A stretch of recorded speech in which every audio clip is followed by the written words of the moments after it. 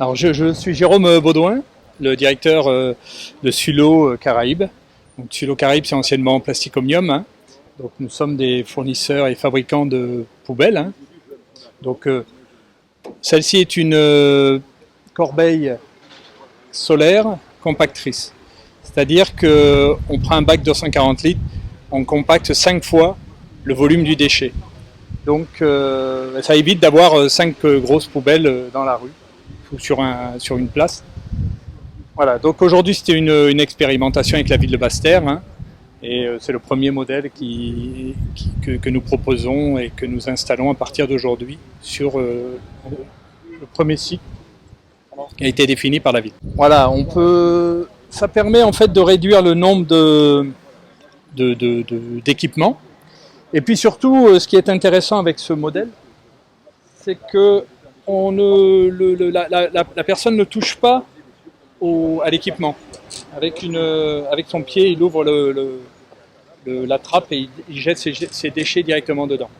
Voilà. Donc on espère que les gens utiliseront correctement le produit et ne jetteront plus leurs déchets par terre et viendront les poser dans cette corbeille. Aujourd'hui, on peut mettre tout type de déchets, mais dans la rue, on va plutôt être sur de l'emballage, des bouteilles plastiques, des boîtes de chez McDonald's qui se trouvent à côté, ou de tous les petits snacks et petits restaurants ambulants.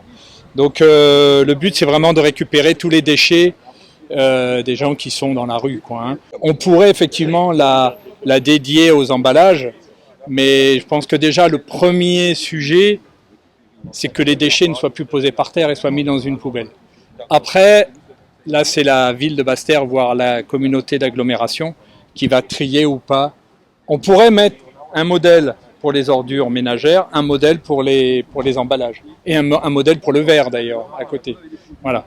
Là déjà aujourd'hui, c'est qu'il n'y ait plus de déchets par terre. C'est déjà le premier sujet. Après, je pense que la ville et la communauté d'agglomération du Sud Basse-Terre verra comment ils exploitent ce genre de produit. McDonald's est présent aujourd'hui à Basse-Terre avec un restaurant où il y a beaucoup de passages. Et tout naturellement, c'est notre devoir d'accompagner la municipalité dans cet effort. Et de surtout aussi être présent dans la communication, dans la pédagogie, pour informer les Bastériens, nos consommateurs, sur l'importance de bien jeter leurs déchets. Alors pour l'instant, cette initiative, on est partenaire sous la municipalité de Basse-Terre.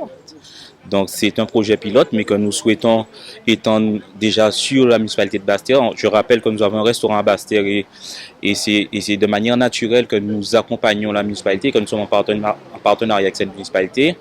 Le restaurant de Basse-Terre, c'est plus de 70 employés, hein, et de Bastériens qui sont présents tous les jours, qui vont dans le restaurant. Donc oui, on a la volonté de continuer déjà cet élan sur Basse-Terre et éventuellement après avec les autres communes où nous sommes présents.